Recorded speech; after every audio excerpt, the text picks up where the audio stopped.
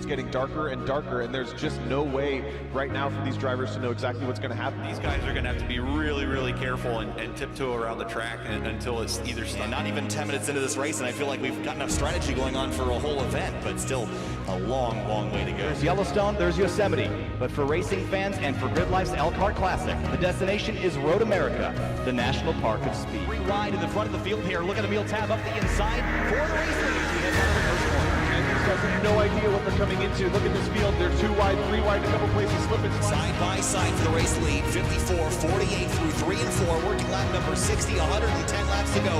Yusuf Ghali, power move to the bottom of the racetrack, making the short way work. They're going to touch down the hill. This will be a great run for Fuller here. Yeah, typically ran off the track in the final quarter of that lap 4 to get a massive. Here he comes. Does he have a look? Oh, big block here by Sanfilippo. Into the grass goes Ben Fuller for turn 1, and Sanfilippo hangs on. He's loose. No! And he crashes hard in the exit of turn number 2. Don't try it here, boys. They're going to do it. Gritsko backs out. They touch. They're going to crash. Gritsko going to slam the attenuator hard into the wall, and Jared Tesson hits him as well. And big damage on these cars. That's huge. Number 4, people are struggling for grip, going out of every single lane, trying to then run. It's getting really insane. Powered by AWS for the Intercontinental GT Challenge, powered by Pirelli at the Indianapolis 8-hour. We are 7 hours and 18 minutes into this 8-hour event.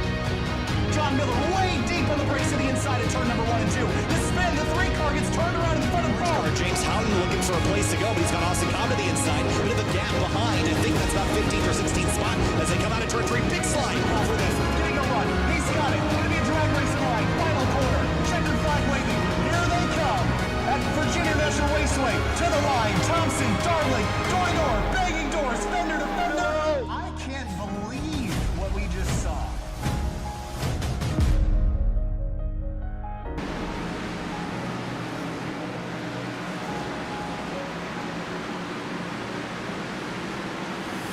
There's high-banked racetracks, there's concrete coliseums, there's short tracks, and there's speedways. And then there's something that's all of them. Dover, Delaware is home to one of the most infamous tracks in racing, the Monster Mile. 5,280 feet of concrete banking, sparkling clean from its rather violent self-cleaning tactic, this track is a challenge to any racer. For the Fuel Mission 22 Premier Series, it's time to tackle this behemoth. What better occasion than round 1 of 4 in the Fuel Finals, whittling down a dozen drivers to just one, who we will crown champion. Kyle Heyer alongside Connor Horn tonight for the 12th, or make that 13th round of the season, round 1 of 4 in the 2021 Fuel Finals season. Connor, welcome. The concrete coliseum, not Bristol, is twice as big. This is the Monster Mile. Welcome. Yeah, this is the real killer. Bristol's tough, but Dover just rips your heart out. The monster is going to come to play today, no doubt about it. You got 12 competitors trying to go for the championship. Only 19 drivers right now today, but anything can happen. Alan Elwood's on the pole right now, but he could get swept up in a wreck just like that if you're not careful. The monster will eat you for breakfast, lunch, dinner, and a little bit of dessert. You have to be careful today. Dover, Delaware, population 36,000. This racetrack was constructed in 1969. Of course, Dover was originally paved with asphalt. It was replaced with concrete back in 1995. Qualifying underway, drivers on the left-hand side of the screen. Colored in orange are the drivers that are in your Fuel Finals. Everybody else is outside of the championship hunt. You'll notice that there are 12 drivers in that orange. And Connor, the driver everybody's looking at coming into the night is Alan Elwood, who's won half the races this season, 6 of the 12 we've completed. Is anyone going to take him down? Yeah, it's going to be tough. Really tough to bring him off of his hot streak right now. He's unstoppable. Like you said, half the races he's won. He's won at least 1 or 2 in a row, and he's been great at the smaller tracks, and Dover is one of them, and I expect him to dominate. He's one of the best at saving the tires. He can get out in front by multiple seconds, and he doesn't fall off. He continues to grow that gap as the long runs go on, so it's going to be tough to beat him. I think you're going to need a mistake out of that 5 machine, but right now, he's looking unbeatable for sure. Absolutely. Weather here today, 78 degrees Fahrenheit in the air, 102 degrees on the racetrack, so it's pretty toasty. There's a car at the fence at the exit of turn 2. They call this the self-cleaning racetrack here, Connor, because everybody, as you see, I think it's Pistorius sliding down to the bottom, either that or Riley Thompson. No, it was the 56. Everyone will slide on down into or off of turn number 2 and hit this inside fence. And they slide off that 9-degree banking on the straightaway, Connor, and straight into the inside fence. And you got to be careful because sometimes it will be the opposite of self-cleaning. Someone will slam that inside wall and they'll shoot right back up into the field. That or just stay on the track.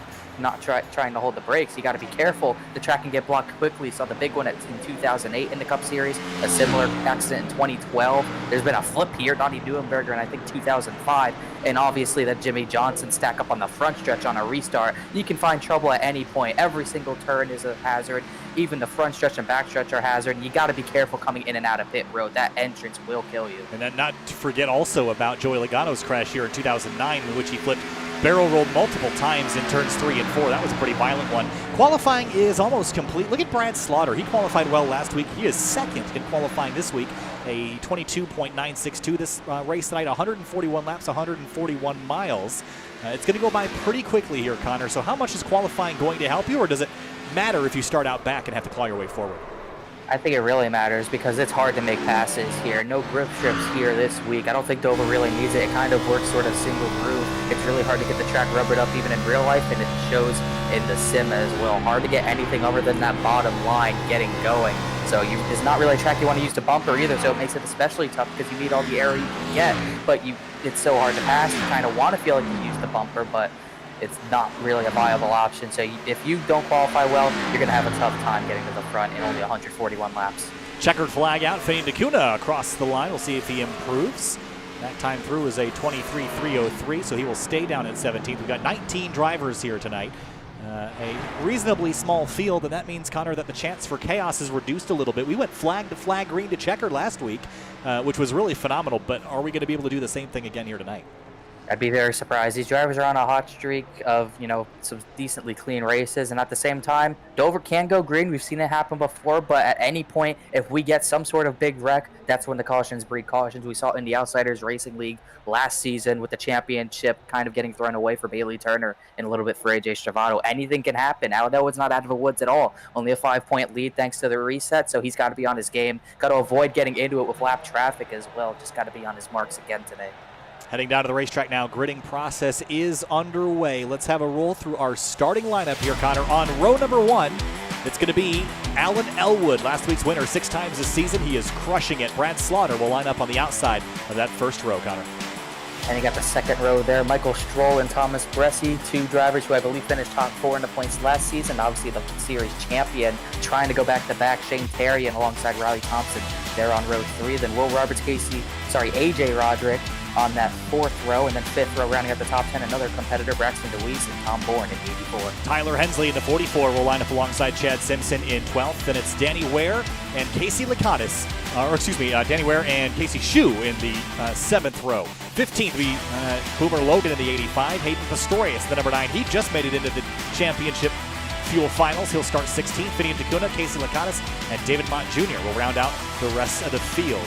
Let's have a look here at our keys to the race, Connor. 3 of them, the first of which, save that right front tire. You got to really be careful about it, especially in these cars with no downforce. It's very easy to blow that right front tire. We're going to see a lot of tire saving if we get on a long green flag run. I've blown a tire here before after I missed the pits. If you miss the pits and then you blow a tire, you're pretty much screwed. You're going a lap down. You have to be careful. And speaking of missing the pits, pit entry blues, have a look at that. Pulling off the banking. This is one of the hardest pit lanes to get to. And then we get to Monster Mash, Connor. They call this the Monster Mile. It'll chew you up and spit you out. Self-cleaning, perhaps, but that doesn't mean that it stays clean. It's going to get messy real fast if people make mistakes. We talked about it before. We've seen all types of wrecks here. We've seen hard crashes. We've seen big ones. We've seen flips.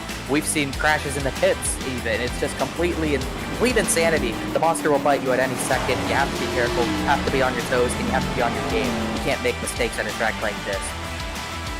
So keys to the race taken care of. Their starting lineup taken care of as well. Tonight's race is the first state 141 from Dover International Speedway for the Fuel Mission 22 Premier Series.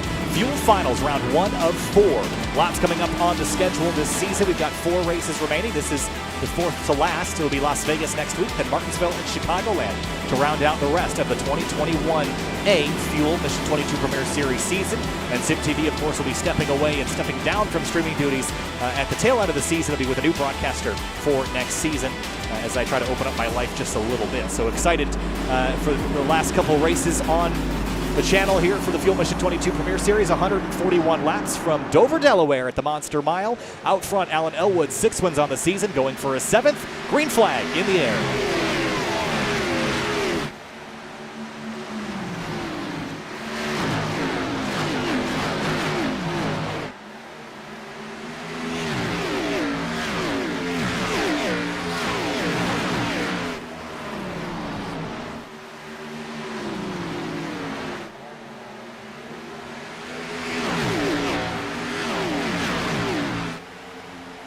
Lap 1 complete, Alan Elwood, the first one across the line. All nice and straight and narrow for the first 8 or so cars. Behind them, though, a bit of a hornet's nest. There's Braxton DEWEESE side by side with Will Roberts here on the back straightaway, Connor. Look how much the top 5 gapped everyone else. Shane Taryn trying to hold the rest of the field up, possibly trying to save tires. It's the quickest we've seen it get single file in a race, I believe, in a while. Everyone just trying to get to that bottom line. That's how harsh the tires are if you're outside the line. There's Michael STROHL to the inside of Brad Slaughter Jr. Had a great qualifying run, started in the outside of the front row, but the 8 to move to his inside door and should be able to pull this pass off by the time they get to turn number 3. And behind him, Thomas Bressie opportunistic. He's going to go down there as well. Thomas Bressie, Connor, comes into the night only a few points behind Alan Elwood after the reset, so he's looking hungry, and I'm sure would like to dethrone that 5 car off the points lead. And right now he's losing points to Elwood. Elwood got the bonus point for the pole, also led a lap there, and he's going to pull away. We know how Elwood drives. He knows how to save the tires and go fast at the same time, so he's either got to hope STROHL can catch him and keep pace with him, or he's got to get by the 8 as soon as possible. There's AJ Roderick in the 26 on the bottom. He's got Tom Bourne in the 84. That's a new paint scheme for this car as he slots himself into 8th place. Shane Taryn under attack from Tyler Hensley. And Shane Taryn, again, reigning champion of this series here, Connor, but comes into the night 4th, 15 back from Alan Elwood. He has work to do the next 4 races, and so far, going the wrong direction. Yeah, not a good start at all. We already see how bad that top line is right now. Michael STROHL getting passed for the 2nd position. Bressie goes through. STROHL might have tapped the wall. Some right front damage here, but that's how much there is a lack of grip on that outside line. You can't do anything out there. And if you get caught out there, you're going to get passed as he just hit Danny Ware. Contact between those two. He's going to lose even more spots. Yeah, so trouble for a handful of drivers just getting some contact there. There's Riley Thompson in the 56 car. Tried a wild strategy last week. Didn't completely pan out. He comes into the night in 3rd of the standings, 10 back from Alan Elwood. I'm liking the 56, the momentum he's had up late. And he's running up inside this top 5 in the front group here, Connor. So I think Riley's off to a pretty decent start. But he's got to make a move. He's trying to push the tires, trying to get some track position. We know how much track position is going to matter today. He's going to get to the inside of STROHL, who gives him the bottom. So put that 56 machine up to the 4th position as Bressie, who just got up the 2nd, trying to chase down Alan Elwood. Trying to run him down the background. There's a couple cars battling for position. There's David Mott Jr. in the 14. Finian DeCuna in the 94. Didn't really have a qualifying run I'm sure he was proud of. Started 17th. He's gained 1 spot. And behind them, there's Shane Taryn in the 83. Again, you mentioned the struggles he's had in the early going, dropping down to 18th place. The only thing that I could think about him doing is maybe he's hard saving. I've seen this in the league race before. You know, Alec Martinez, he dropped 2 seconds off the pace at the beginning of a run to try to hard save the tires. It actually worked. He got back up to the top 5. I don't know if that's what Taryn's doing because I've honestly never seen him this slow in any race. So maybe that's what he's doing, but if that's not the case, he is in trouble. Alan Elwood is leading the race, but maybe not for long. Thomas Bressie is running quicker, a 10th faster each lap at the moment. And Thomas Bressie has begun to look more and more polished as the seasons have worn on here in Fuel. And I think missing out on championship runs. Think back to Sonoma a couple weeks ago. The opportunity to win that race went away in the closing moments. But I think he's recollected himself, and I think he's ready to launch his way towards a championship victory. But he needs to beat this 5 car. That's the only guy he cares about today, at least right now. We talked after Sonoma, after he lost that race. We could hear how dejected he was and completely out of it. He goes and wins Talladega. He's able to get some momentum. Followed it up with, I think, the 2nd place finish at Richmond. He's on a little bit of a hot streak right now, so he's looking good championship-wise. But it's all about that 5 car. He has to get in front of him if he wants any chance of winning this championship. He has 4 races to do it. Brad Slaughter Jr. right behind him in the number 81 is on the tailpipes of the 24. Keeping the pressure on him. He dropped that spot, but might not be back there all night long, that's for sure. Tom Bourne in the 84 has a group of cars behind him. DEWEESE, Hensley, Roderick, and Chad Simpson all in a group behind. You can also add Danny Ware into that group. 84 car started this race in 10th. He's gained 4 spots to 6th. Good job so far. I think this is as far as we've seen Tom Bourne up in the order in a while. Hopefully he's not pushing the tires. He's looking sharp, and the paint scheme's looking sharp as well, so he's having a solid run. Braxton DEWEESE in the number 1. He comes into the night as a Fuel Finals competitor in 5th. He's 20 back from Alan Elwood in the points lead. It's not inconceivable to make up that amount of points, but you're going to have a lot of luck go your way and probably get a little bit more pace towards the tail end of the season. But Braxton's a pretty decent race so far, up 2 spots into 7th.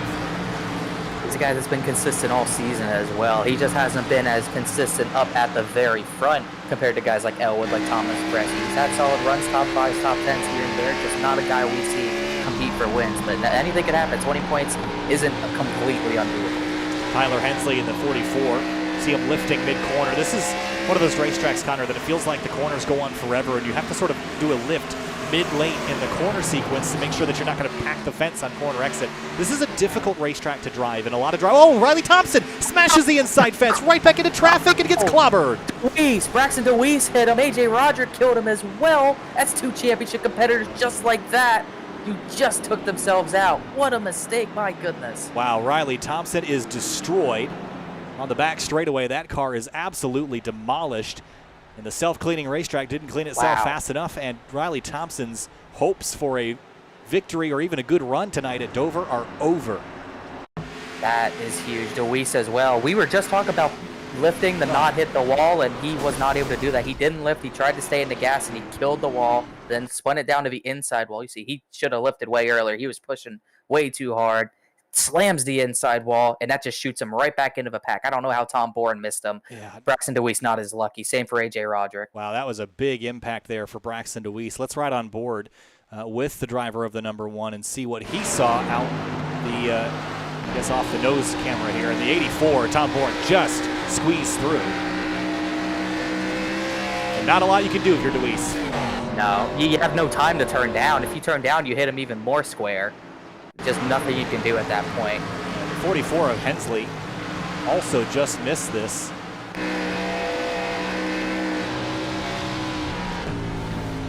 That was lucky.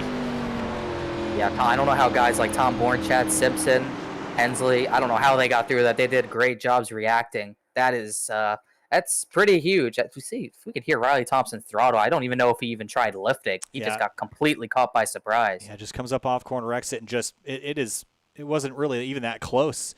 Just missed it and then came and it just destroys that inside wall, comes back up across the racetrack. And this is where that big impact is right here with Braxton DeWeese. Gets hit once, and then Roderick clobbers him as well. And just not a lot that anybody could have done there. Let's ride on board and just listen to Riley Thompson. Hear the throttle here. Yeah, he knew, but he lifted it. It just didn't do anything. You can't exit high at a track like this. The way these corners are, when you come out of the corner, the banking changes, and so does the elevation a little bit. It's deceiving. You kind of feel the car go uphill out of the corner. That's how harsh this banking is. And that was a case where he just exited way too high, and he was already along for the ride. When you exit the corner that high, you're angled at the wall, you're already along for the ride. Well, 1 to green already as the caution sequence has initiated. Only 2 drivers did not come down and take fuel and or tires. Tom Bourne took 2 tires and returned to the racetrack. Everyone else took 4. So Roberts and Bourne, nothing to lose. Not in the fuel finals. They can do whatever they want. No championship on the line for them, just a race victory. Shane Terrian also stayed out this time. Lines up 3rd. What do you think about that call? Well, Aiden Pistorius just throughput, so that's he was one of the wild cards. He was already 50 points back. Very difficult to get the championship from there, but he still had a shot. He runs well, but that's going to really hurt his chances. That would be 3 competitors in a bad spot now. But for Terrian's no stop, we were talking about how he might be hard saving the tires. So I think this shows that that's probably what he was doing. I don't see any other reason. If he was struggling on tires, he would have pit there. So I think that's what he was doing. He was really hard saving the tires, and now he's got track position. Pace cars off. We'll try this again. Lap number 19 for the restart. Will Roberts in 3, the 84 and the 83, all without tires or fuel in this car. Green flag. Roberts pulls away. Oh, bit of a scramble behind them. Whoa. Boomer Logan and Casey Lakatos almost had it coming together down there. They're going to be very tight with drivers on no tires, trying to get some track position. Will Roberts slips up Tom Bourne on 2 tires. Tom Bourne, I don't even know if he hit, but he's going to go for the race lead. And Bressy's going to go 3 wide through the middle. Will Roberts up the racetrack. The 84 to the lead, but here comes the 24. Alan Elwood in the middle, 3 wide. I don't think that's a position he wants to be in. Brad Slaughter on the inside into turn 1. And through they slide. Bressy to the lead. Bourne to 2nd. Terry into 3rd. Alan Elwood slots in 4th. Look at those tires, how big of a difference they make even just after about 15 laps. Gets to the outside of the 83. We know how much grip there isn't there on that outside as Will Roberts scrapes the wall. The 5 just way more grip on the exit. He's going to make a pass on the outside. 3 wide again. Here comes Brad Slaughter Jr. This makes me nervous how aggressive everyone's getting here. They found out it was pretty tricky to pass once you got moving.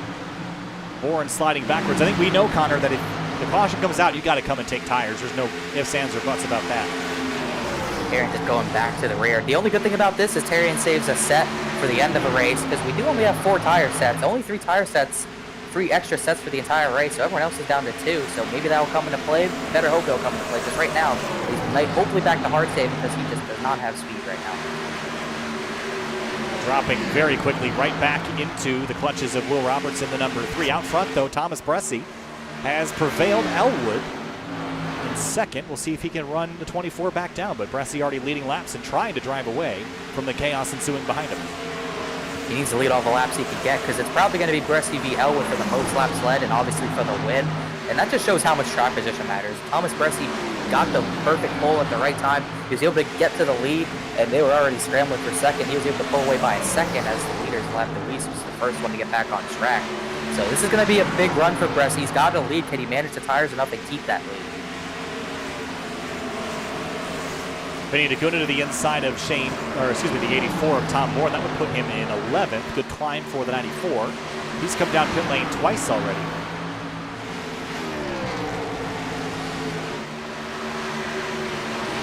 Last time by, Thomas Bressie was a 10th quicker than Elwood. Now with clean racetrack, does it go back the other way? Yes, it does. Elwood 2/10 gain that time. See how much dirty air comes into play because not a lot of downforce on these cars, but being out front has its perks. Save the tires a little bit easier. More wear for the guy second on that. That could come into play for Bressie as well. He's got to try his best to keep this lead. Casey Lakatos, Shane Terrian, door-to-door through 3 and 4. And Lakatos goes through. Another pass there. I think that was Casey's shoe. That's on the lap bar of DEWEESE as well as everyone single files out, spreads out a little bit more. The guys who either took no tires or 2 tires already at the back with Terrian in 12th, Will Roberts 13th, Tom Bourne back in 14th. There's Chad Simpson in the 42 car. Here the revs climb on corner exit as you sort of come up off the corners, Connor. You're actually kind of dropping off a cliff. You kind of raise up and there's a big jump at the exit of each corner.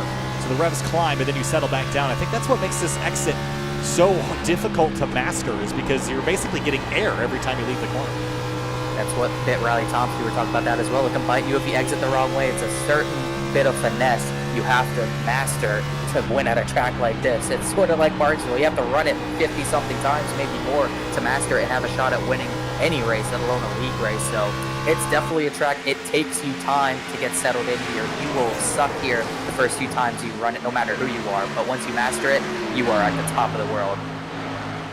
How similar is this in its characteristics to Bristol? I mean, they're both concrete, they're both high banked, and they're very similar in profile. Are they driven in a similar way, or are there characteristics that carry over, or are they two entirely separate beasts?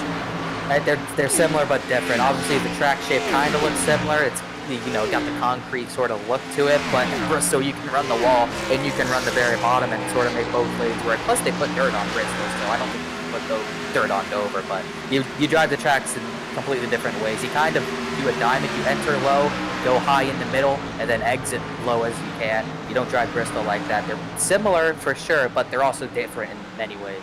Casey Lakatos in the number 50 car tonight running the Grid Life Touring Cup livery. This is actually based on the Grid Life Touring Cup series that I announced for in the real world. We're having our first live stream of the 2021 season that is Grid Life produced at NCM Motorsports Park at the National Corvette Museum. Hey, Pistorius off of turn 2, right in front of a leader. Thomas Bressie barely misses him. Elwood hits him. Oh, man. And the points leader is damaged right in the middle of the racetrack, and Elwood picks up some pretty heavy front-end damage. Wow, that all happened real fast. And that's huge for the championship. That's huge for Bressie specifically. That's the points leader. We talked about it. You're never safe here, and that just proves it. 17th car, or the 17th place car, the 9, just same thing.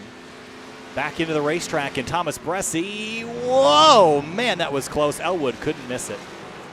It's just the same thing. Riley Thompson shot back up right into the groove, and when you're exiting the corner, you can't swerve down. Bressie tried to swerve down, but he thought better of it.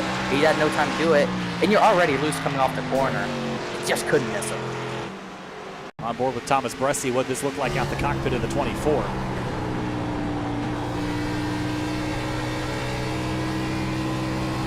Oh man, that's a heart-stopping moment. Oh man. And that was a big hit for Alan Elwood. That could be a championship-winning move for Bresty for all we know. Still 4 races to go, including this one, but that was a huge avoidance for the 24. Yeah, he needed a leg up somewhere, and this is where he's going to have to take it. It doesn't look that bad, but Connor, we know how bad it can be without it looking that bad, so I don't really know what to make of this.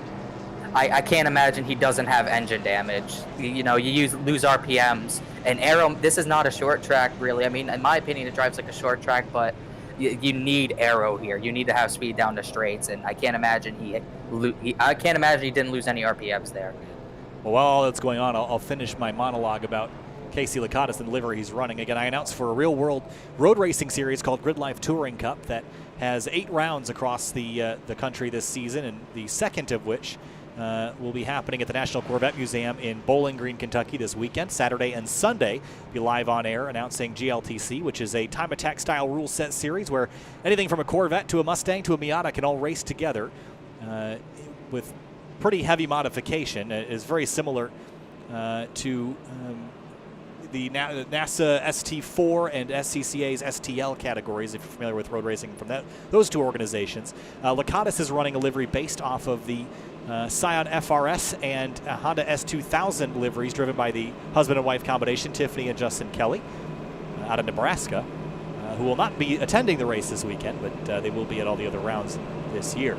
Justin Kelly, I believe, is the 3rd winningest driver in the series, and kind of cool to see this car out here running with Casey Lakatos in command. So with that said, caution flag out for the 2nd time today at lap number 32. Thomas Bressi leads, and his nemesis, driver he's trying to beat, is back out. 1:29 spent in the pits, Connor, but is it going to be ever like it was?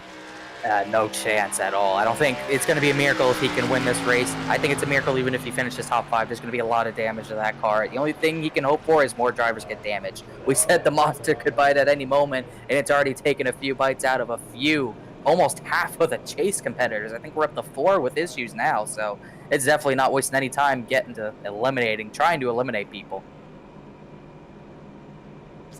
So caution out for the 2nd time. If we go back green, it's about 42 minutes worth of racing. This will tick by relatively quickly once we get rolling. Bressi is elected to stay out. The top 5, well, pretty much everybody stayed out in this sequence through. There are 4 cars off track: AJ Roderick, Braxton DeWeese, Hayden Pistorius, and Riley Thompson. Braxton DeWeese was back out on track, but now he's returned to pit lane. I don't know if he's still in the car. It looks like he is.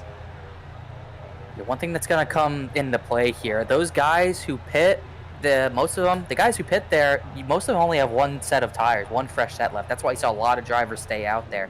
The 83 who pit, he has 2. So he stayed out. Same for Will Roberts, same for 84 Tom Bourne, I believe. Brad Slaughter Jr. should be down to 1 set. Same thing for Daniel Ware. So they're risking it. We're only having 1 set to go, even though we're not even to 100 laps to go.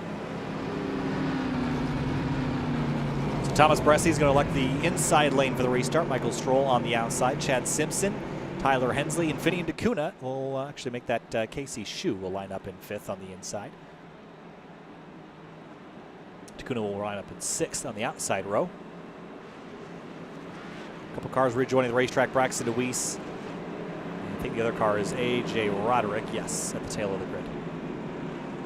One thing we're going to have to look at now, because around lap 70, I don't know if it's lap 70 or lap 71 for halfway. I would assume 71, but that's going to come into play as well. Elwood was going to get good stage points, and now he's not going to get any. If Bress can get a full 10 points in the stage, that's trouble for the 5. Yeah, we'll see how far back Elwood can bounce and how much damage that car has. We won't know until we're back up to speed, which we are about to do. Oh, the 44 tried to go. There's the 24 going. Green flag back in the air. Lap 36 of 141.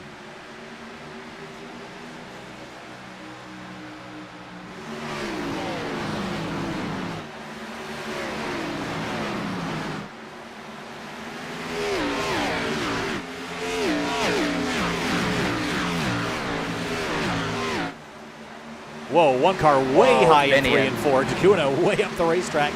Gathers it back up. Here comes Roberts in the 3.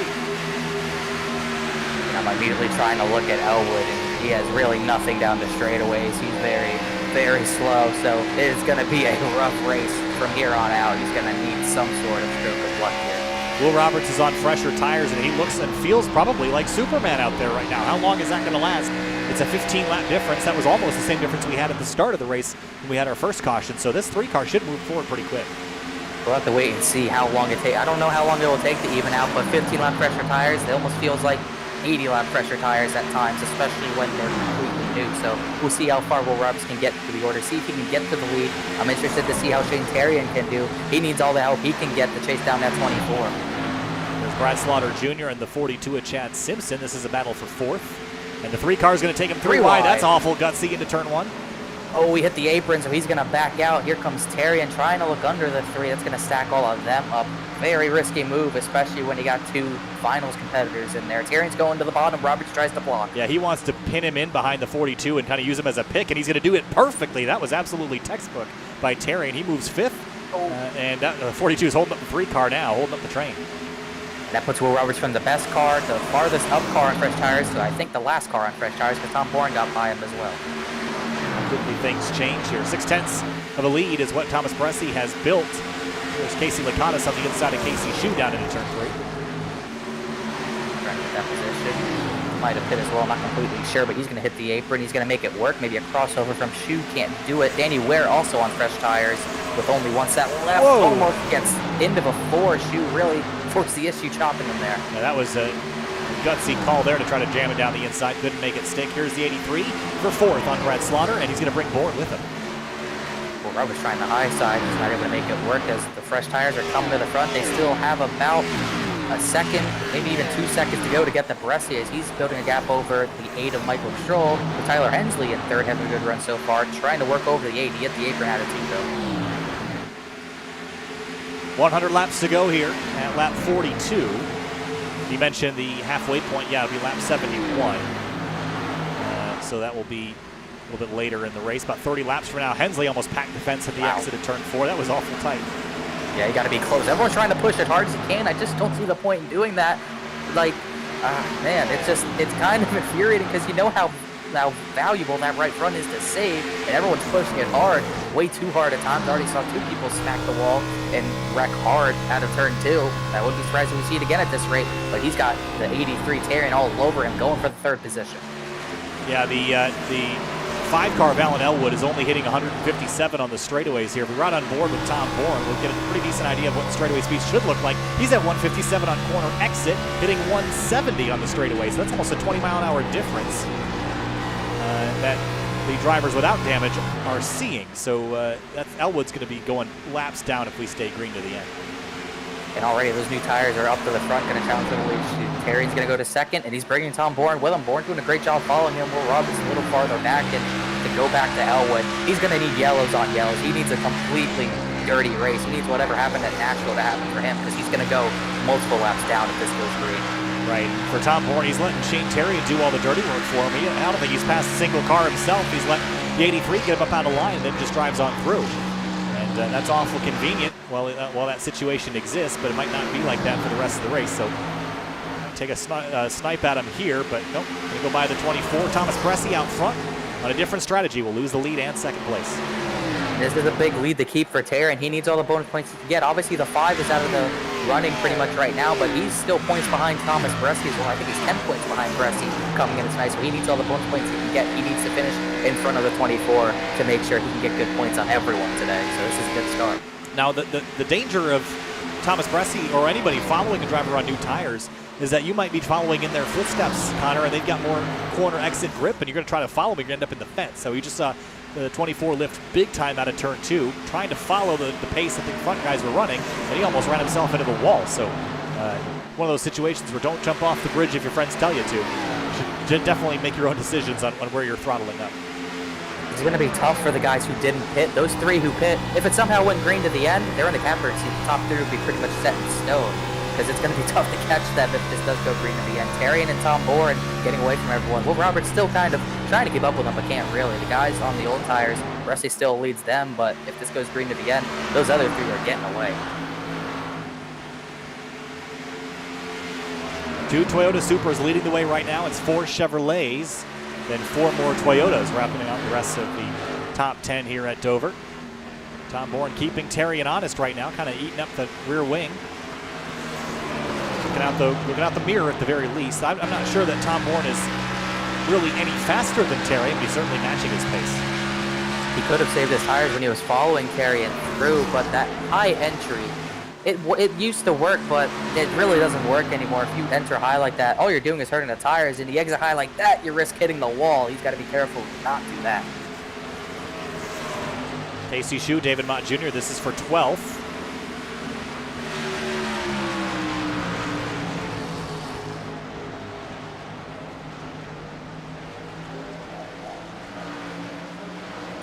Finian's going to go up the track. He gave up track position. Boomer Logan, he's 1 lap down, trying to get back on the lead lap with a yellow. Finian just letting him go.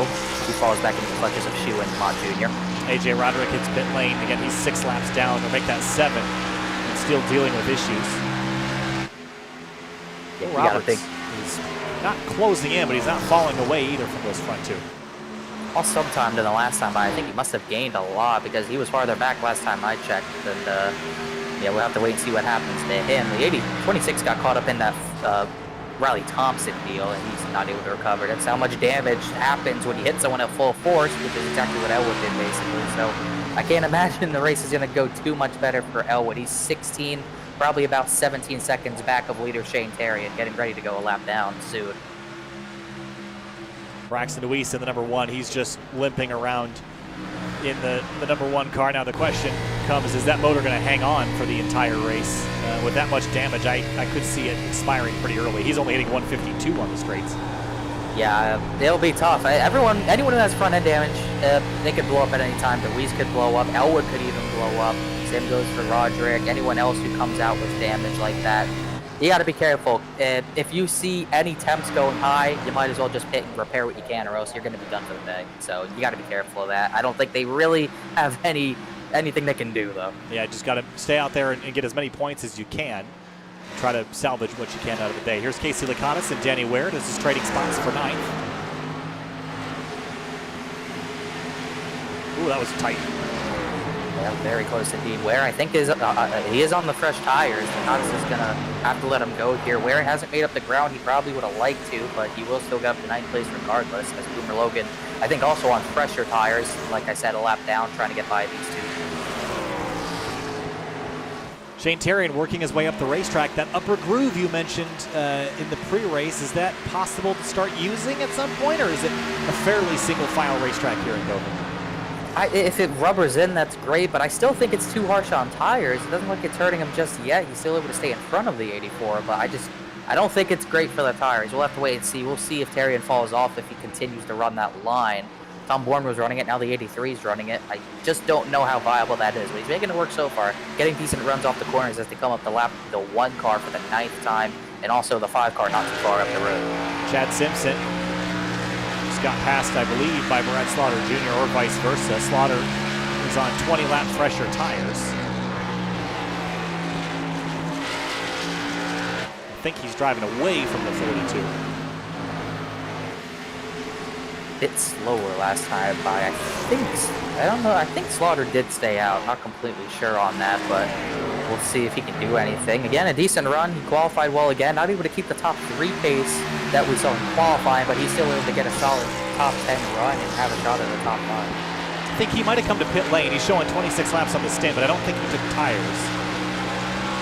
Seems pretty well matched with Chad Simpson on pace, which tells me that they likely have the same length of use on the rubber on that car. He did. Slaughter did come down to pit lane. I don't know if he put tires on, but he did come down.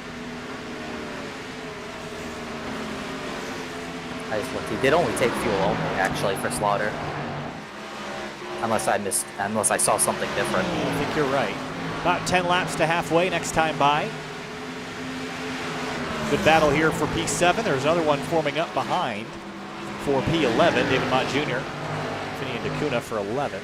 And for the race lead, it's still only about a 10th and a half. I just don't see those 2 up front fighting actively. I think they're pretty much content running nose to tail, and there's really no pressure coming from the 3 of Roberts.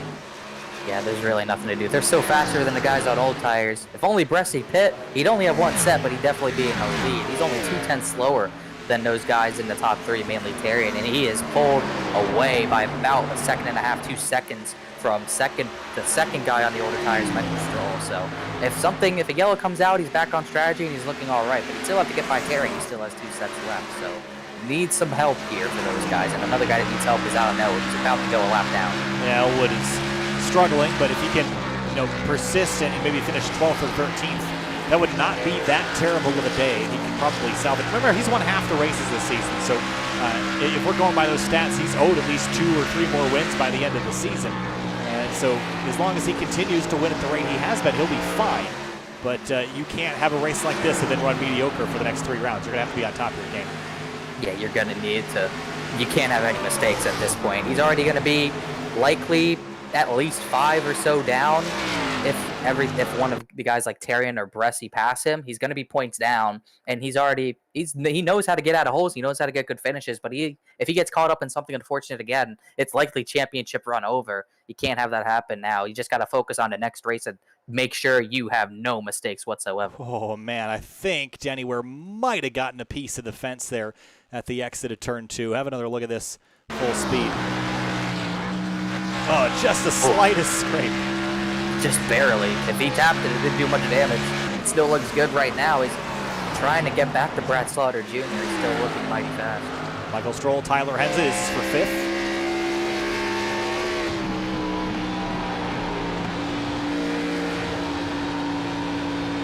Very different lines being taken by these two. Hensley kind of drifting up in the middle and apexing late. STROHL kind of hooking the inside and running around the rim. Yeah, this is a point when you wish you could either go to the high side and just get a run out of 2 to get around him, run the bottom into 3, or is this a point when you wish you could, bump him, you wish you could move him out of the way without hurting your car, but you just need too much aero here, you can't risk doing that, so you just gotta work him over, hopefully wear his tires out, and he'll either let you by or have no choice but to let you by. Bit of a mistake there, the contact of the apron, but Hensley isn't able to build a big enough run to pull alongside. Once you get a driver on a line, it seems like you can go by pretty quick, but getting them to move up that groove is the challenge. Yeah, they ran identical laps last time by, so the 44 really doesn't have an edge on him. If he got by him, I'm sure he'd likely put a few tenths on him, but just STROHL not giving him anything just yet. He needs all the points he can get as well. Definitely farther out in the finals than he was last season, but still a fighting chance, no doubt about it. Got to keep the positions he can. A little closer this time, going to peek out a line. There he goes. He got the 8 car up out of the groove, and that will move the 44 into 5th. I think the 8 might have tapped the wall down the backstretch. Not quite sure, but either way, the 8 had to give him the lane there, no doubt about it. 44 is faster right now. Oh, Danny Ware having another look at Brad Slaughter, I should say, in the 81.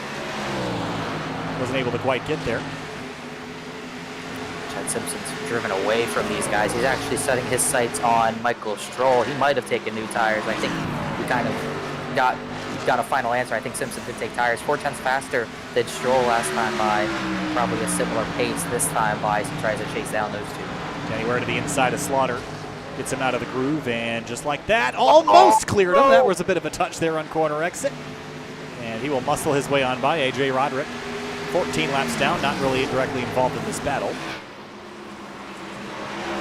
Slaughter's not going to be happy about that. I think Slaughter kind of came down a little bit as well.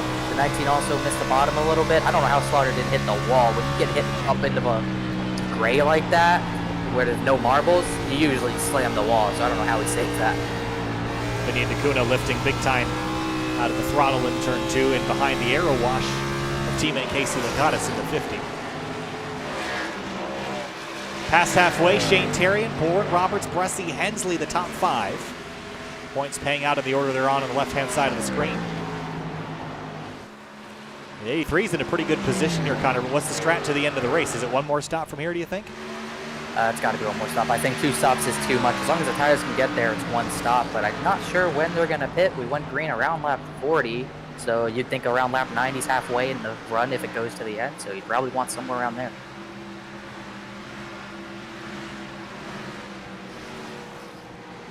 Michael STROHL on pit road. Bit early, I would think, for him, but he's going to try to make something work. He might have hit the wall again. He has way more right side damage than I thought he did. Yeah, it's been fairly significant. I'm not sure if he got it again, but he could have. Once he hit it once, it just like, oh, there's a whole mess of people coming to pit lane. You got Bresci on here, Tyler Hensley. Chad Simpson is also coming to pit lane right at the halfway mark here, Connor. They're probably going to go straight to the end. They didn't pit last time by, so maybe that has something to do with that. They're going to try to just split the race in half, and they're, like you said, trying to go to the end here. Pit lane speed here is brutally slow, 35 miles an hour. Did they give you the extra 5 and go 40? I don't know. I think go 35. I don't think you can get away with 40 unless you're speeding up out of your pit stall. Brad Slaughter, I think, was he trying to come to pit lane, or did he just leave pit lane? He comes down. Watch this. I think I missed it. I think he did. Yeah, you can't. You got to enter you got to enter into turn 3. You know we're close to doing that. Yeah, I missed pit lane. We're going to see that probably a couple more times before this race is over. Comes on down again, and this time he will hit his marks and get down to pit lane speed. We've seen crashes and all sorts of stuff happen down there on the pit lane entry. Terry and Bourne, Roberts, 1, 2, 3. They're all staying out so far. Pressure tires, got to take advantage of it. Yeah, anything can happen on pit entry. I got bumped out of a way on pit entry. Imagine that. I didn't like it. I didn't appreciate it, but it can happen. You got to get the pit road as fast as you can. So when someone's in front of you, if you know how to get in the pit road and someone's going slower than you, just move them out of the way. You got to get the pit lane, and it's also an advantage. Obviously, you risk wanting to get dumped by the other guy, but I mean, if you want to try to win a race, get your opposition up and out of the way. Casey Shue back up on the racetrack. Going to cost Brad Slaughter Jr. a bunch of time, and he's on pit lane for an extended period. I wonder if he also sped coming into the box. He's been on pit lane for 20 seconds plus. Yeah, that's a big killer for him. That's obviously a speeding penalty. No damage on the car. He's had a clean race up until that point. I saw a lot of drivers practicing their pit entry in practice, which is something you want to do for a track like this, and I don't think I saw him do anything, and probably should have. He's been out there now for 40 seconds, so Brad Slaughter Jr.'s day started in second, slid backward. Now the penalty on pit lane has him down there, and he still has not left the box. It's a brutal stop for him. He'll be several laps down by this point. Look at this stack up behind the 84. Oh boy. Got very different tire strategies now, so the field is going to be pretty split on pace, and this is going to make for a very dangerous couple laps here. There's the 81 finally back out on the racetrack. Yeah, this is going to be tough passing the top 3. Mainly the top 3 stayed on track. Finney DeCuna, Casey Lakatos, David Mott Jr., and obviously Alan Elwood, I think. Oh, we got wrecked. Will Roberts. He's got to spin. He's actually going to save it, but he got way out of shape. There, he might want to come to pit road now, but he's actually going to stay on track. No caution. Let's go back and see what happened here. Terry went to pit lane that lap as well. Watch the 84 on the outside here. They're going to get together and get hooked. Oh, that's big damage for both those guys, mainly Tom Bourne. It looked like Bourne didn't go to a wall, and I think Will Roberts expected him to. Watch this again.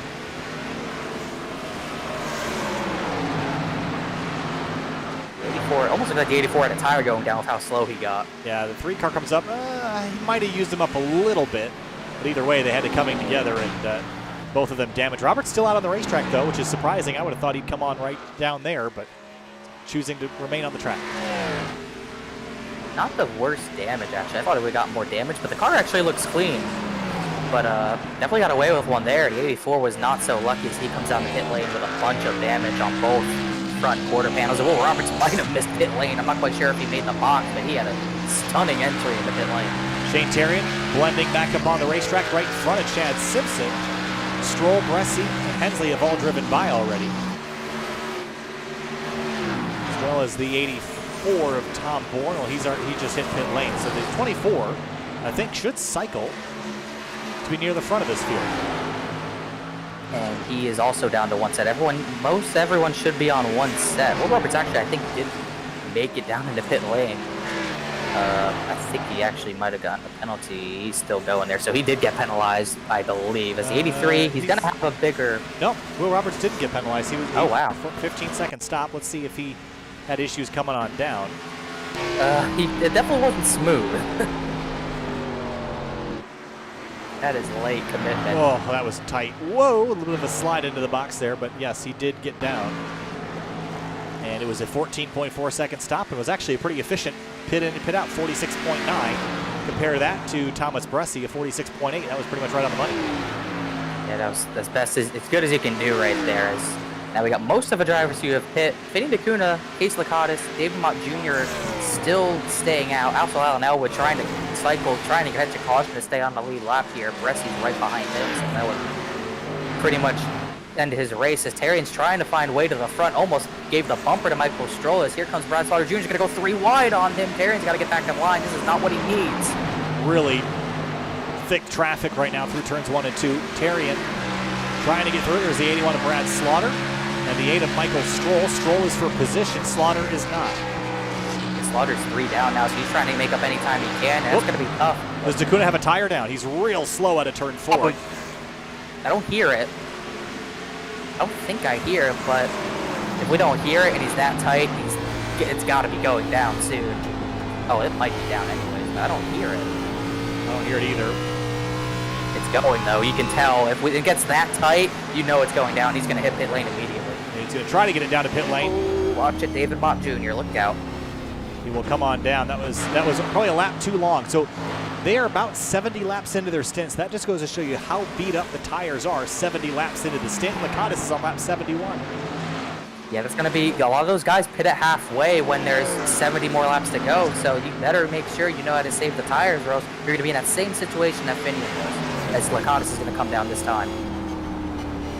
Mott Jr. stays out. He'll keep the lead here. Yeah, he's only been out on the track for 56 laps, so he's still got some time left to go. Thomas Bressi is going to cycle to retake the lead with a 4-second gap over Shane Terrian in the 83, then 1.2 back to Michael Strohl, who's got Tyler Hensley right with him.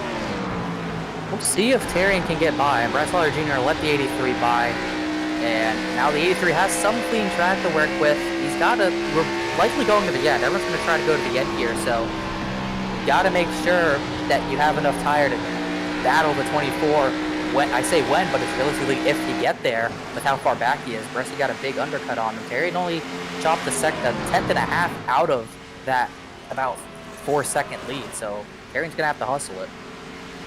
Next time by, 50 laps to go. 2 cautions on the night so far, both of them on the back straightaway. Hayden Pistorius, one of them, the 56 of Riley Thompson, the other. Both catastrophic collisions involving other competitors out there on the racetrack. Braxton DeWeESE, A.J. Roderick, and the 5 of Alan Elwood. Alan Elwood, with the cycling, has ended up 8th, but he still has to make a pit stop here. Yeah, he still needs a yellow to come out. He's about a few more seconds from getting lapped by probably David Mott Jr. or Thomas Bressi, likely Bressi, but he needs a yellow to come out. He's probably just running the fuel as far as it can go. He'll coast in the pit lane when it's time, but he could really use a stroke of luck here. Thomas Bressi in the 24 so far tonight has been arguably the dominant car as David Mott Jr. finally hits pit lane. Bressi's led 28 laps. Shane Terrian's led 34. That's a big bonus point too. You want the most laps out to get an extra bonus point, and those two really need it because it's going to be probably them top 2 if Elwood can't gain any more spots. So 83 wants to get there not just for the win, but he needs an extra bonus point as well. It's going to really go a long way. Elwood has only led 15 laps, so unlikely he will lead more. Terrian last time by was a full 0.8 of a second quicker than Thomas Bressi. So I would say that the 1.2 second lead that Bressi has and almost gave away in the corner exit there is going to come down. He almost hit the wall entering and exiting as well. So that shows how much traffic Terrian had to go through. He probably could have been there 3 or 4 laps ago if he didn't have that traffic to deal with. This is looking very difficult for Bressi to keep, as this is a big pass championship-wise for both of these guys. Yeah, the only driver that's got any sort of significant advantage over anybody here in the front 9 is Finian DeCuna back in 10th. But he's a lap down. He'd have to unlap himself and then go run everybody down again. I just don't see that being likely.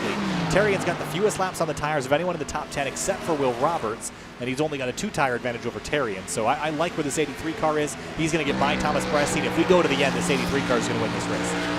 Yeah, I think he might even have a good chance at winning even if we get a yellow, as long as he gets by Bressi. You know how hard it is to pass. Bressi's going to maybe block a little bit, but there's really nothing you can do. The 83 to the bottom, got to be patient, doesn't send it too hard, going to throttle up in the center of the corner. 24 is going to pinch him, do everything he can, but just no fight, no tires left already. Yeah, and I was a little surprised. I mean, that they must have really been feeling the tires going down bad. They had to have known that with the wear that we're seeing, that pitting early would sort of be a death sentence for the race strategy. That's what they decided to do, and now they've made their bed, they're going to have to lay in it. Here's Strohl and Roberts fighting for third. Pass roll. Roberts got very fortunate not getting damage that Tom Boring did. He'll try to get a top 3 position. A tire advantage. Pitting on that yellow, it's usually a tire lottery sometimes. You pit, you're screwed. You don't pit, you're screwed. If you pit on that last yellow, you're definitely in the money right now. So definitely a big advantage for those three. Roberts, Slaughter. It was a big advantage for Slaughter as well, and obviously Tom Bourne as well, who got unfortunately involved in all that. It was a big advantage for those guys. Only Terrian really took advantage. Tyler Hensley reeling in Michael STROHL as well. STROHL went way high in 3 and 4 last lap to let Will Roberts on through. Now I'm keeping an eye on this 3 car because if he's beating up his tires less, he might have an opportunity to run down the 83, but I don't know if that's likely. I think the 83 is the faster car tonight. Here's the other car we should keep our eye on, Finney DeCuna in the 94. He's got 7-lap fresher tires. Is that going to be enough to get anywhere once he unlaps himself off the 83? I will have to wait and see. It's another over 10-second gap to 7th place Danny Ware, so he's going to have a lot of track position to make up. He's going to have to really hustle the car, and he's got to be careful because he already blew the tire, almost blew the tire once. He can easily do it again, and it was only 70 laps on the tires, like you said, so that brings into question, what do guys like Bresci have to do to save those tires so they don't blow a tire and have to pit at the very end of a race? Whoa, almost got the fence at the exit of turn 4. I think DeCuna's setting himself up to climb to, he's going to get by Elwood, so it would have put him 9th. I think he could at least get to 8th or 7th, which would be a pretty good day for the 94. Not a Fuel Finals contender, but out here going for race wins and good finishes. And here's Michael STROHL and Tyler Hensley still going at it. They've not sorted it out just yet. They're trying everything they can to get this one position from each other as Riley trying to look at the retirements here as this battle goes on. Riley Thompson, we obviously wrecked. It's a big deal for that. He's Pistorius tail end of the finals. He's out of the race. And only 3 retirements, surprisingly, with all the damaged cars we have. AJ Rogers just finally threw in the towel. Oh, there comes the 50, Casey Lakatos on much fresher tires. Still a lap down in comparison to this battle for 4th. Meanwhile, at the front, Finian just unlapped himself. That'll give us 10 cars, I believe. Lapistarian just lets him go, trying to conserve anything he can so he doesn't risk any tire blowouts. Yeah, and Terrian could probably back it down right now. I mean, the only driver he's really racing is Will Roberts. Thomas Bresci is not going to be a threat to him because of the 7-lap tire difference. I think Terrian could probably back it up a little bit and save some tire. If he's going all out right now, I see that being a tactical mistake. Yeah, there's no reason to go flat out. He's not battling anyone. Maybe he wanted to just make sure Elwood stayed a lap down. I'm surprised Elwood's even stayed out as long as he has. I think he's actually put about getting close to a 70-lap run. I can tell you it's lap 69 of this run for the 5 car. And this will make it lap 70. Yeah, in this case, it's not nice at all for him. No, it is not. This is agonizing. He knows he's the favorite, no doubt about it, and he's going to have a hole to dig out of, hole to climb out of. You don't want to dig a deeper hole, which is almost what he'd be doing. If this had happened last week, no harm, no foul, he would have gotten, you know, the way that the points were stacked gives you bonus points based on your wins, but the entire lead that he built is gone now. So if he finishes 15th, those points are going to reflect that. And he's going to drop out of the points lead for the first time since, what, round 4? I mean, this is disastrous for Elwood, and it would have been totally fine if this had happened last week. Yeah, it's just the worst timing possible. That's how it goes sometimes. You're at the top of the world, getting all the good breaks, getting all the wins and all that, and all of a sudden, first race of the finals just comes crashing down. That's the type of stuff that can happen. It's how racing goes. It just obviously wants to snake bite you at the wrong time, so most of the time, actually. So he's just got to regroup. He still had the best car. I think today he would have won again if things went his way, but like we said, this racing just doesn't go that way sometimes. He was in position to do just that. Finney DeCuna just is working his way by Casey. Shu puts him 8th. He might be on the way to get 7th and maybe even 6th. If he could get a top 5 of this, I would call that an extremely smart strategy. But we saw how much he was wearing out his tires, and who knows if he can make him last that long all the way to the end of the race. We're coming up on 30 laps to go, which would put him at, what, a 49-lap run? That's not too bad. Not too bad at all. I think that's good for the tires. Like we said, it was about a 70-lap run when he blew his tires, so he should have no issue just pushing as hard as he can, trying to get to someone like Chad Simpson. He's got, I believe, 20, no, not 20, that's the whole track, about 12 seconds to get to Chad Simpson. So he's got about half a track to make up on the 42 or the 44, but it's, I think it's possible. He has some decent pace today. Yeah, his advantage over race leader Shane Terrian is down to only about 2.5 to 3/10 a lap. So that gap to the leader will shrink, and I think it's probably unlikely he will dig out a 22-second differential to Terrian, but it's still a good call, I think, for the 94 car. Yeah, there's no reason not to do it. It's obviously he gave up the spot for the finals, and he had a good season, and he's been running decent top 10 times pretty much all day today, let alone the entire season. And he wasn't in a position where he had to do what the leader did, so you might as well just take a shot and see what happens. Alan Elwood has yet to hit pit lane. This is the longest run I've seen anybody do, 75 laps on this set of tires, and I think they're starting to go. He's in the 26-second bracket right now. He was already going slow because of the damage. That's actually his second 26-second time. So tire's probably starting to go, but even if it goes down, he's probably going to run the... Even if the tire goes down, he's running until the fuel goes, I would say. Yeah, he's just hoping and praying for a caution. That would keep him one lap down. If he pits now, he'll probably come out 15th or 14th or 15th, and he's going to have to hit pit lane. Here he comes. Yeah, it's finally just didn't get the break he needed. Just has not had the luck he needed today, no doubt about it. And he'll try to regroup and run the lap times he can. He'll probably go back to 14th. He'll probably be somewhere around Brad Slaughter Jr. or Boomer Logan. Probably won't be able to pass Slaughter, as they're actually battling for the 13th position. They actually made contact for 13th. Boomer Logan almost ramped off the 81's left rear there, so that could have been good for the 5. Car on the apron as well. Tom Horn, do we know what happened to him? The incident with Will Roberts. Oh, that's right. So the damage was fairly significant, and he has not really been able to recover, which is a real shame because he was having a great day. Yeah. Number 84. It looked like he had a tire going down, and that's why he was falling back past those guys, and that's why he fell into the clutches of Will Roberts. And Roberts might have drifted up a little bit. The 3 definitely got a bit lucky with the damage. Really only door damage, and that won't affect him too badly. The 84's whole day got destroyed. He's 4 down, now in 15th. Might be calling it a day. Michael Strohl, Tyler Hensley, this battle is beginning to heat up again. 44 knocking on the door for 4th place. We're running out of laps.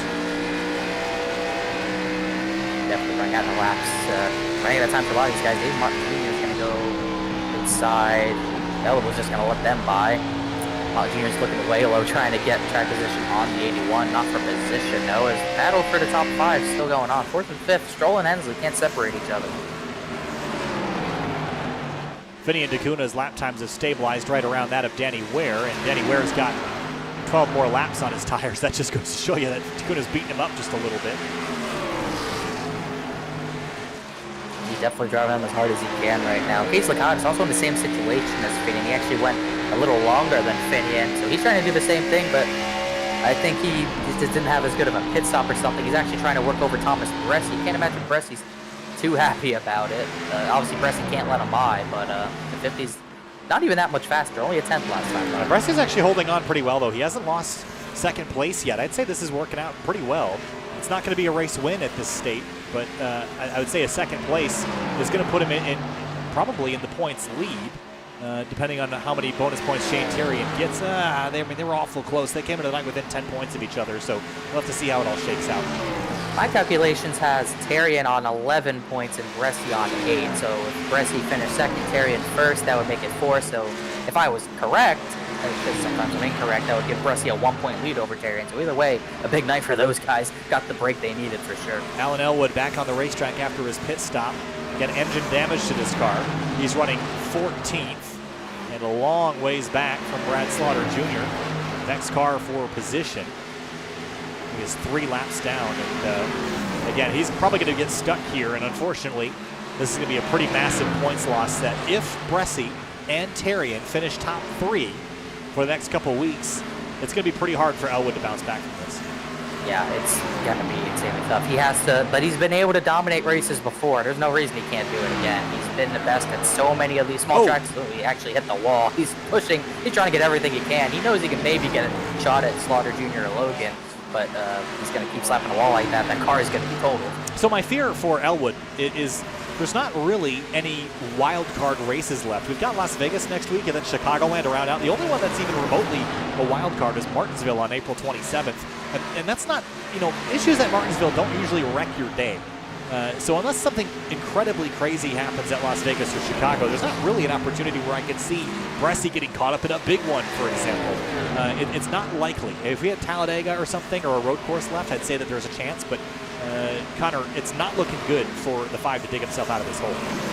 The only good thing about this is that it's not going to be a big hole. It's not going to be like 30, 40 points. It's only going to be, I think it's still only going to be single-digit points, if I had to guess, because he had the 5-point lead over Bresci and 15 points over Terrian. So it's not going to be the end of the world by any means. And he's won at pretty much every track type. He swept Charlotte the 1.5 miles, and like we keep talking about, he's been one of the best at short tracks as we're going into Martinsville, like we talked about. So I think he has all the time. He's been able to dominate and lead laps and pretty much get every bonus point possible. So it's not out of the cards. I'm pretty confident he can do it, but you just never know. Right, and I think the challenge is that Bresci has gotten better as the season has gone on. And we know that Riley Thompson, who came into the night third in the standings, will not be really competitive for the championship. Finishing dead last year tonight is pretty much game over, likely, unless everybody else has bad luck, which, as I preface, probably won't happen.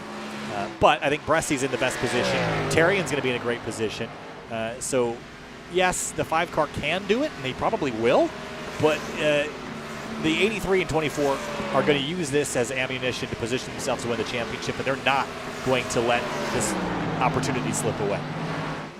They go to Terrian, who now has a 5-second lead over Thomas Bresci. Trying to look at the time, still about a 10th faster than Bresci, starting to even out a little bit, but this is exactly what happened last season. He didn't really do too much winning last season en route to his championship. He just started turning the flames on in the chase, won that race at Michigan, and he just never looked back. He took a big lead, and he won it before the race at Texas was even over in the finale. We've seen this before. He knows how to lay low for him full regular season, but when it's playoff time, he knows when to show up, and this is exactly what he needed. We've only had 5 different winners this season in the 13 races that we've had, or 12 races that we've done, and Elwood won 6 of them. The other 6 went to Thomas Bresci, Riley Thompson, Shane Terrian, and Brendan Queen. Now, Terrian has 1 win on the season, and that came all the way back at Daytona on January 12th. So it's been a while since Terrian has seen victory lane, but the last 3 finishes for the 83 car, 3rd, 7th, and 5th. He's getting close again.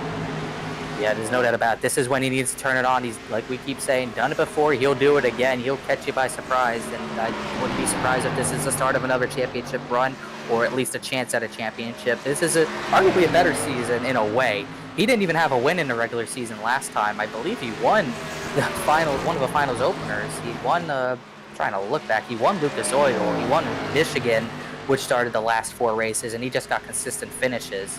And wasn't as high in the points this season, but he was still as consistent as ever.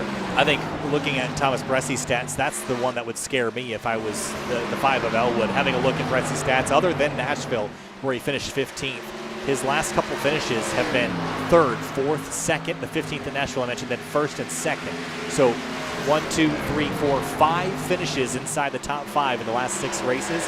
That's the consistency you need to win a championship. Yeah, and he has consistency. The only problem is the consistency has been behind an even more consistent driver in Elwood. And even with that 15th, that wasn't a bad finish for Bresci with the car count in there. A little smaller car count this time, so it could have been even worse for Elwood, but it's still pretty bad when the tights get that tight. And Alan Elwood has only had 3 finishes outside of the top 3. Those were 25th at Daytona, 32nd at Auto Club, and a 19th at Talladega. The big tracks have not been kind. Other than that, his finishes this season, 1st, 2nd, 1st, 3rd, 1st, and 1st. Pretty dominant, but when he does not dominate, when something happens, everything goes wrong.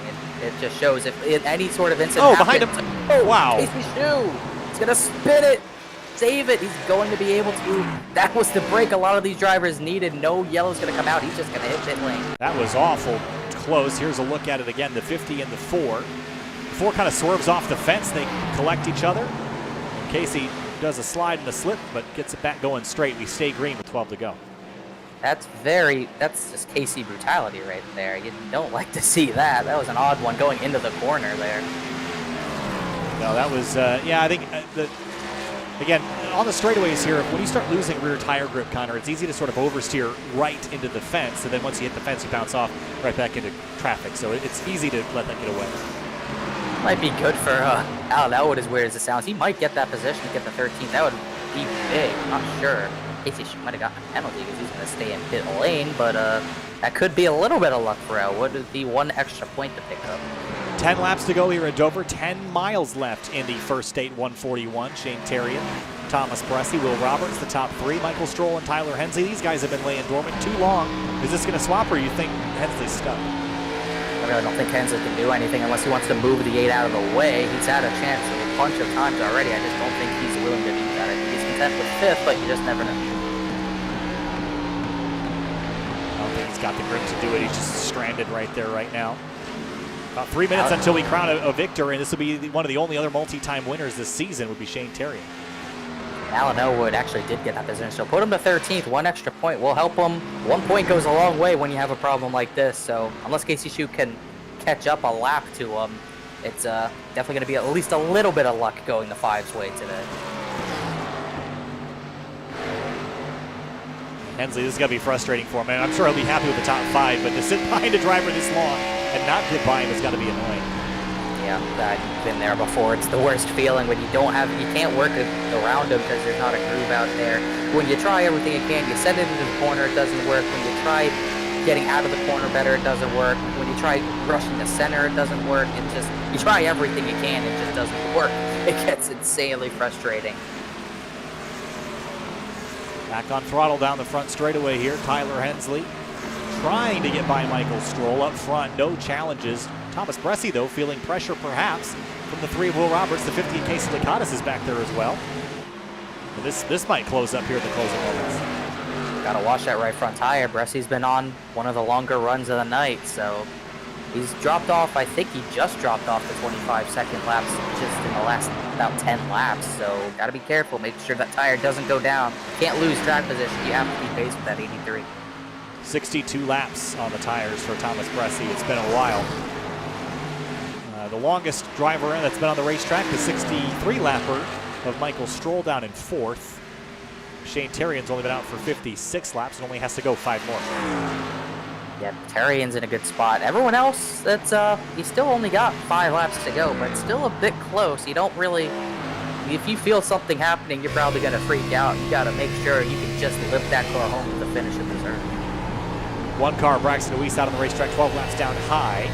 For Thomas Bressi, he's got Lakatos behind him. How distracting is this, or do you like having a car back there that Roberts also has to deal with? I think it's good for him. He passed Lakatos back. Lakatos passed him, and the 24 got him back. So you'd like the 50 to be in front of a 3 to kind of mess him up and make it harder for Will Roberts to get by you, because every point means a lot. But the 50 is actually going to let that 3 by and let these 2 race for that P2 position. This would be a great run for Roberts, actually. Yeah, Roberts, this season, his best finish was a 9th, so this would be his best finish by far, 15th and 24th the last 2 races. And he's there for 2nd, running down Thomas Bressi, and Bressi needs every point he can get to capitalize on the 5 car being effectively out, but the 3 car is there and ready to party, coming to 2 laps to go next time by. I can't imagine Will Roberts is going to be too aggressive of a championship competitor. He's going to try to go to the outside possibly. No, he's going to stay on the bumper. I don't think he would move him. He's going to get close to the bumper, though. He might just let him go here. We'll have to see as Brad Slaughter Jr. just hit pit lane. That's going to be another position for Elwood. That puts Elwood up to 12.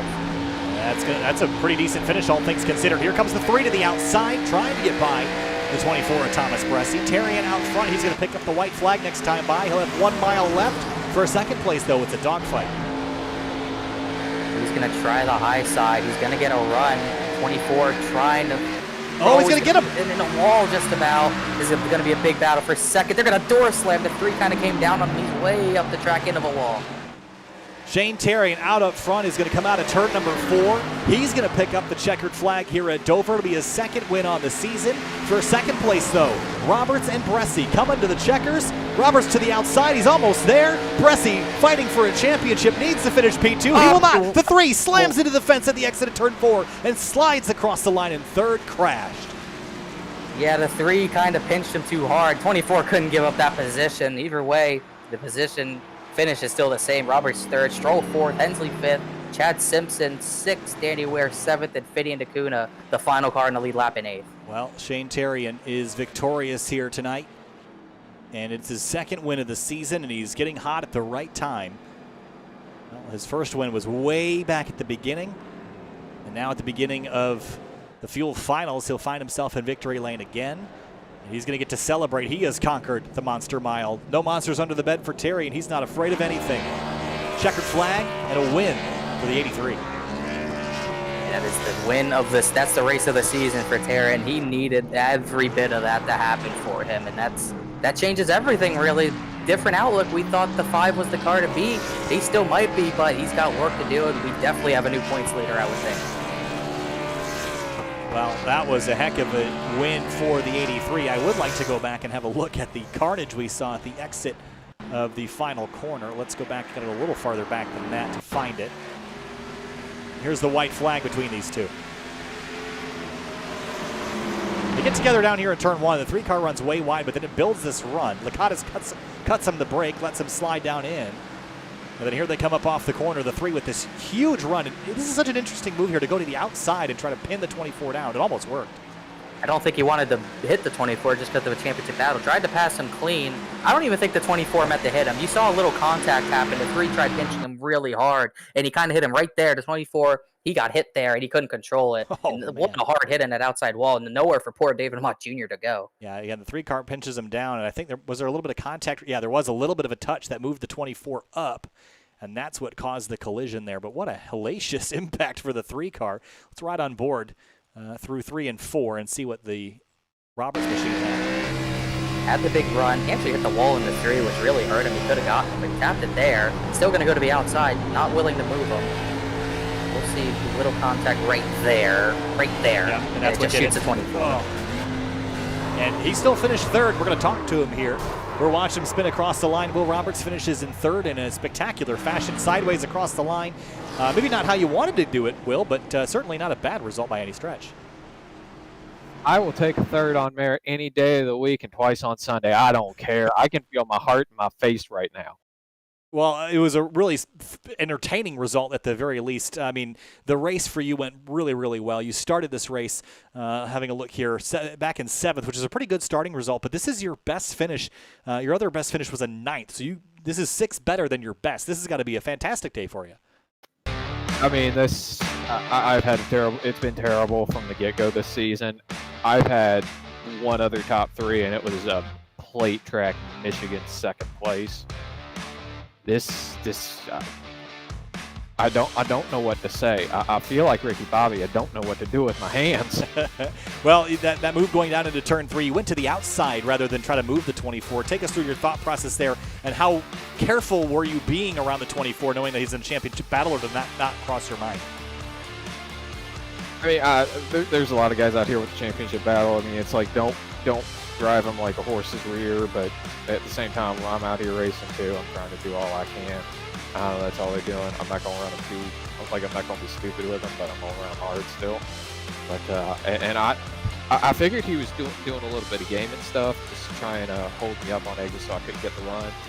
But I had about 5 laps there. It took 2 to try and figure something out. It took 3 to try and make something happen. Almost did, but he was a little slower on exit. I was getting the runs, and I was just figured if I could hold him down on exit, he'd be even slower, and I just kind of get on by, which I almost did there coming from the left. Almost, but not quite. A 3rd place result, nothing to be upset about for Will Roberts, though. His best finish of the season in spectacular fashion. Will, thanks for talking. We'll hopefully see you next week when we head to the next track. Thomas Bressi came home in 2nd, and while a 2nd isn't a win, Thomas, we're looking at the point situation and where Alan Elwood finished. This is still going to be a huge gain in a week that you needed.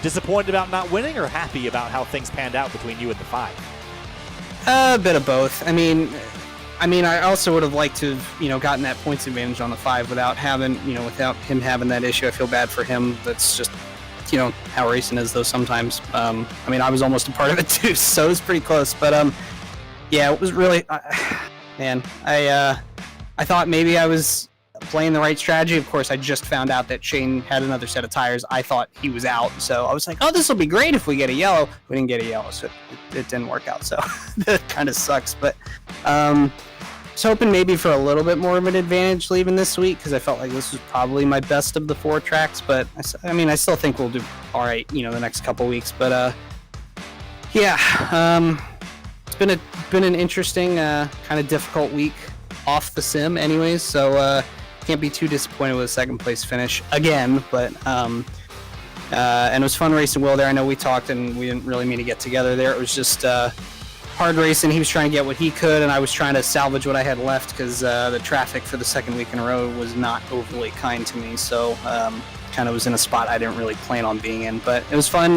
racing all night, and we'll roll on to next week, I suppose. Started 4th, finished 2nd, off to Las Vegas for the 24. Best of luck to you, and we'll see you next week. See you guys. Shane Terrian, race winner for the second time this season. It's been a while since we've seen you in victory lane, but this is the time to get hot if you're going to get hot, Shane. Congratulations. Take us through your night. A dominant night by the end of it, but took some chaos up front to kind of shake the deck a little bit, but you came out on top. Take us through it. I don't know. I fell at 18th on the start just to save tires. I was like, well, I'm not the best car, so I'm just going to try and beat everyone on tires. But cautions played out. Won 2 cautions, I think. And then pit. I was like, all right, I need it to stay green, or at least go to pit road cycle, and I'll get the lead back. But I don't know. I guess my luck's coming back like I did last season with the opening of the playoffs with the win, but I don't think I have the points lead. So we'll see what happens. Well, certainly getting closer, Shane. Best of luck to you next week at Las Vegas. We'll be rolling the dice for you. We'll see you there. Thank you.